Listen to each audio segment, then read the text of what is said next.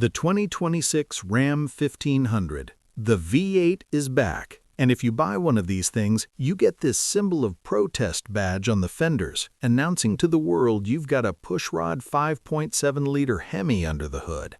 In this video, we'll walk you through what's changed on this truck over its long life cycle, talk real-world pricing, and explain how this thing drives. This is the Bighorn trim level, and we need to talk about it.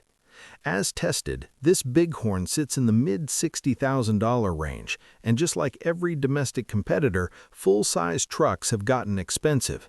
But here's the reality. When you show up to the dealership, these things are heavily discounted and incentivized. In the real world, you can get this identical truck for the low 50s, at least here in Illinois, and honestly, they're very easy to get. Ram is currently struggling with moving trucks off dealer lots, so you can probably push for even better deals. With price out of the way, the 1500 is a very well-appointed truck.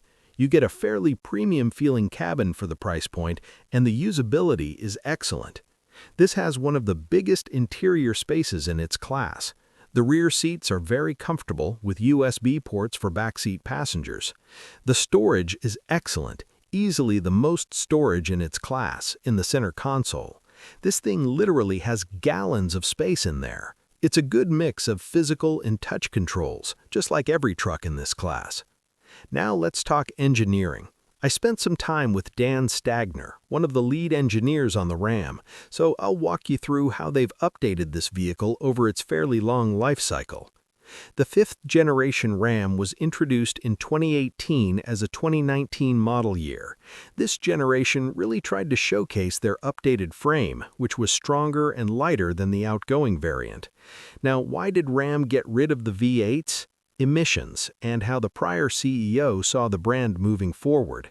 They had two six-cylinder options, the base Pentastar V6 and two different power outputs of a twin-turbo inline-six known as the Hurricane, a low output and a high output.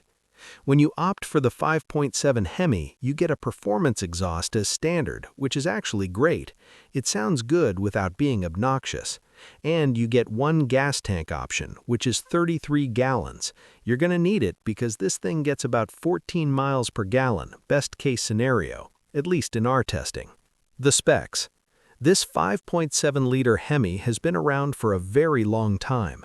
It's a pushrod V8 making 395 horsepower and just over 400 pound-feet of torque. It does not have direct injection, it's port injection only, old school in that regard. It does have variable camshaft timing, and being a pushrod, that's one camshaft. It also has cylinder deactivation. The mild hybrid system gets rid of the alternator and puts a motor generator unit there, making over 100 pound-feet of torque. What it's doing, other than charging your 48-volt battery and helping with stop-start, is providing torque assist on initial throttle tip-in at very low speeds, and it helps with some of the shift characteristics of the gearbox. This is probably the most impressed I've ever been with a modern truck.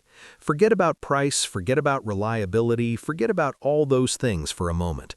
Let's talk about what this truck as a product is almost perfect at for this price point. This is not some high-end truck with satellite-controlled actuators and advanced systems. This is just aluminum-bodied shocks and coil springs. But this has to be the most refined riding truck in terms of lateral movement.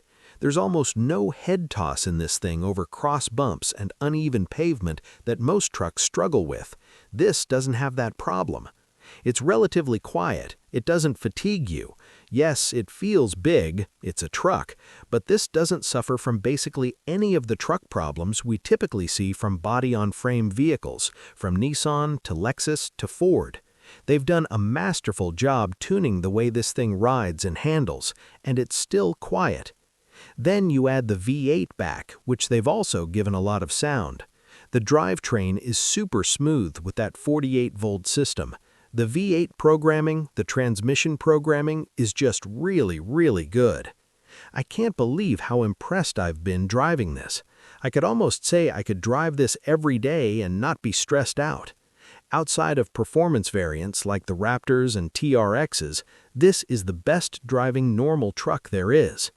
The front and the rear feel very connected. It rides exceptionally well. All the inputs are pretty good. The transmission does nothing weird, and this V8 has a lot of charisma. You could argue it's not as efficient or as good at towing as some of its competitors, even the inline-six offered in this vehicle or the EcoBoost V6s in the Fords, but I think this is very, very good. When you compare this to the Tundra, which also has a 5-link in the back, this rides and drives much, much better. It's a completely different league. It's like comparing a $20,000 commodity used truck versus a luxury truck. That's what this feels like compared to that. And my brain just can't wrap around how they've done this compared to all the other brands. It's clearly something they're very good at. The V8, for me personally, if you're in an area where fuel is not expensive, just because of how smooth this engine is and the resonance and how great the drivetrain is, forget about power, forget about towing, it just suits the character of what this is trying to do and completes the experience of having something with a really high level of refinement for a truck. I firmly believe this is Stellantis' strongest product. Unlike the Cherokees and Grand Wagoneers and basically everything else from them, this has a clear distinguishing advantage over its rivals in this class. Drivetrain refinement, ride refinement, and overall handling characteristics. To get a better driving truck, you have to move to a Raptor or TRX with all their advanced ride control systems. This is doing it with minimal fuss. But here's what this brand has to do: be more transparent and more aggressive in trying to win back the perception of reliability. The comments on this video will either be about brand perception or the fact that the 5.7 is an ancient engine that still has lifter problems. It's frustrating because there are very talented engineers at Ram, and this vehicle is case in point that they can make something very good. What they're good at, they're really good at. But this is a pile of issues that have accumulated over at least 25 years. It's tiring when you see how good this can be. Making a good new product isn't enough. It has to be consistent generation through generation, easy to service, easy to work on, keeping it on the road. All these things have to work without the major issues that have plagued the perception of this brand, and that doesn't happen overnight. However, this is also the perfect time for Ram. Every truck in this class has an X against it right now.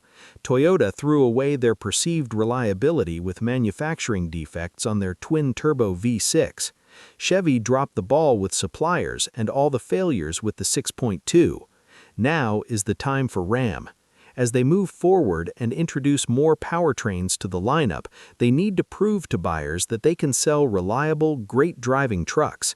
If they do that, they can fill that void and right the ship. It's just up to them to accomplish it. Final thoughts. This is easily Stellantis' strongest product. This truck distinguishes itself in a positive way versus its competition. The 5-link suspension and chassis dynamics are the highlight. It rides better than basically all of its competition, including the Tundra. The cons: trim weirdness with keyless start but not keyless entry, slow Uconnect software, the 5.7 isn't as objectively efficient as competitors, and that perceived reliability issue. But the driving experience is exceptional, and if Ram can prove their reliability, this could be the truck to beat. Thanks for watching. Hope to see you again soon.